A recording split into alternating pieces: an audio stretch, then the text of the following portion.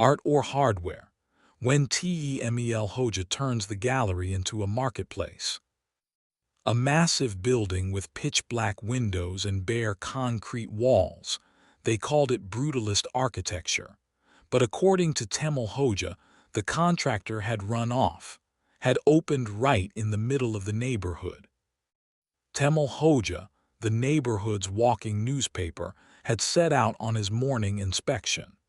Our hero, who tried to get by on his retired teacher's pension, didn't understand technology but claimed to have decoded life's secrets, stuck his head through the building's open door. The scene he saw was this: bricks piled up on the floor, an old peeling painted chair in the corner, crooked iron rods hanging from the ceiling, and a massive pile of garbage in the middle. This was actually the exhibition's most valuable piece, a work titled Consumer Society. Temel Hoja stopped. He stroked his beard.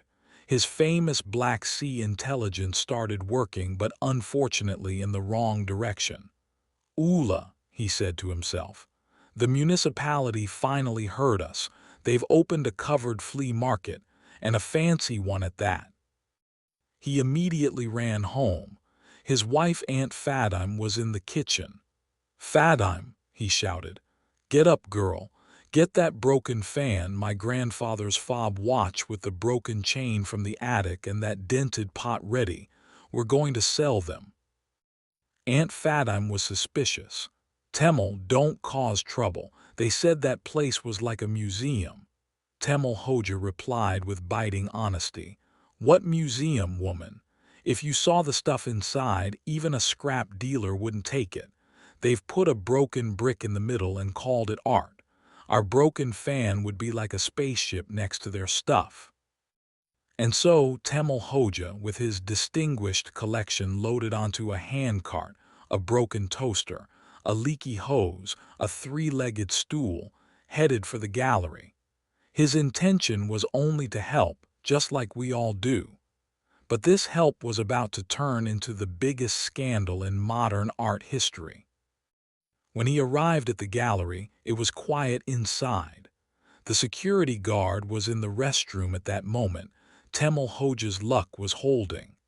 Temel parked his cart right in front of the $1,000,000, pure white empty canvas titled The Scream of Silence.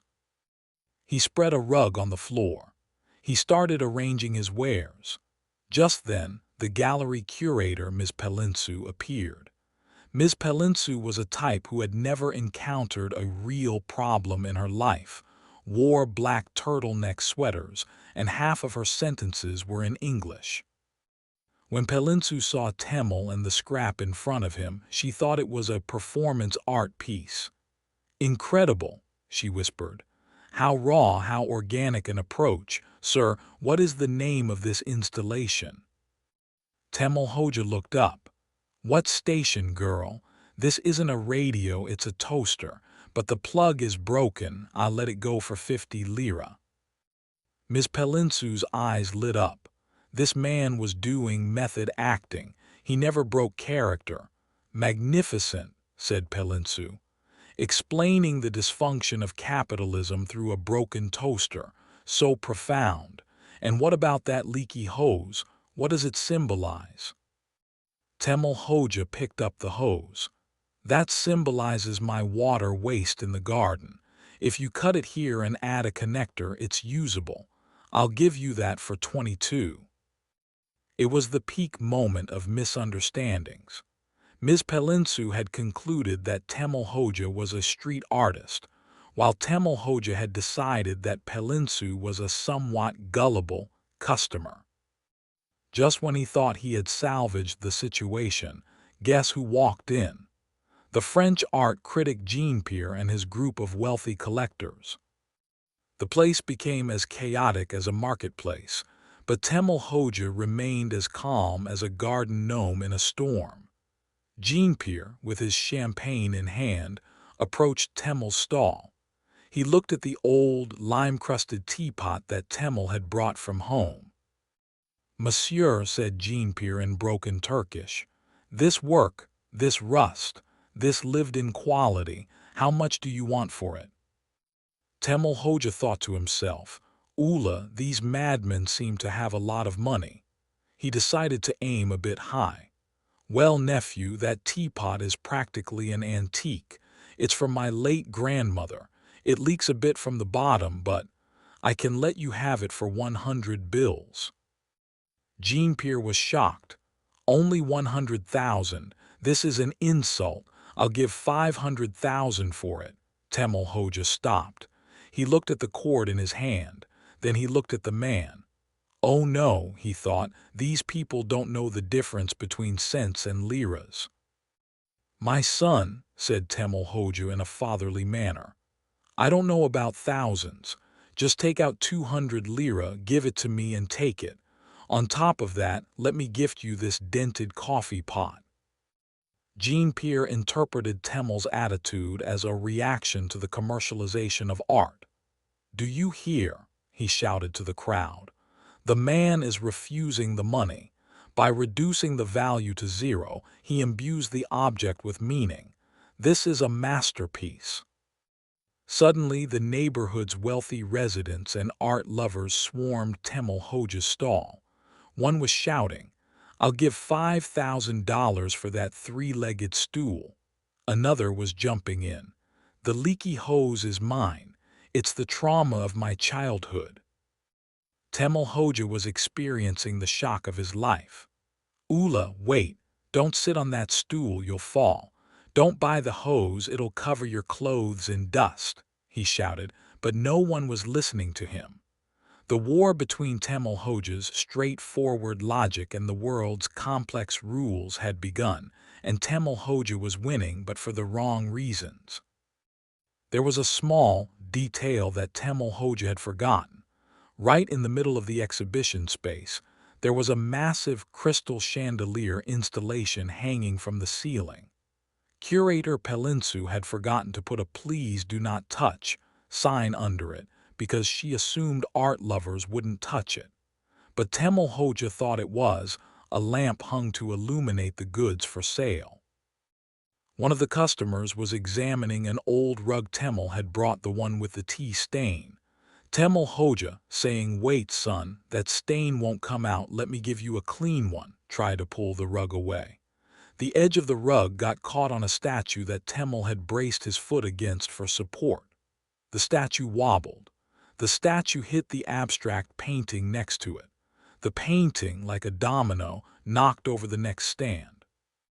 And the edge of that stand hit the safety lock connected to the rope of the huge chandelier on the ceiling. Everyone fell silent, and all eyes turned to Temel Hoja. The seconds felt like centuries. Crack, crack, the chandelier's rope snapped.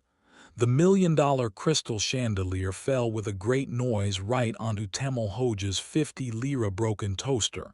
Crash. When the dust settled, the place looked like a battlefield. Temel Hoja, his face dusty, coughed. He was still holding the only thing that had remained intact, that leaky hose. Jean-Pierre exclaimed, Bravo!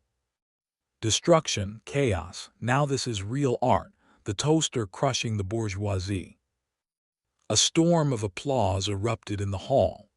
However, the person who entered through the door at that moment was not applauding. It was Kazim, the gallery's actual owner, Temel Hoja's childhood friend, and the most hot-tempered man in the neighborhood. Kazim, Temel, what are you doing in my gallery? Temel Hoja. Ula, Kazim, this was yours. I was wondering who collected all this broken stuff here. Kazim's face had turned purple, but Jean-Pierre intervened. Monsieur Kazim, this man is a genius. I'm buying this performance. The shattering of the chandelier, this pile of scrap, all of it, 100,000 euros. Kazim stopped. His anger vanished instantly. 100,000, Temel, you are such a blessed man. Temel Hoja, however, felt relief not when he heard the money, but when Kazim dropped the stick in his hand. As Jean-Pierre was writing the check, Temel Hoja dropped his final bombshell. Look, sir, You're giving the money, that's fine and good, but don't plug that toaster in, it'll blow the fuse. And don't badmouth me later. As Temel Hoja walked out of the gallery with the check in his hand, the neighborhood people were applauding him. He was still muttering, "The world has gone mad. If I took the tiles from our roof, they'd probably buy them, calling it an architectural revolution." Just as he turned the corner, his phone rang. It was his wife Fadime calling. "Temel, don't you dare sell that pot. I forgot tonight's stuffed vine leaves inside it." Temel Hoja stopped. Among the sold scrap was that pot which Jean-Pierre had named Internal Void.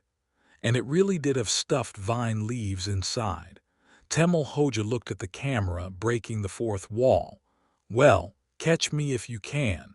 Now we're off to give a stuffed vine leaves recipe to French gourmets." And so, Temel Hoja went down in modern art history as the founder of the stuffed postmodernism movement. But he still hasn't been able to understand why he sold that leaky hose for €500 that day.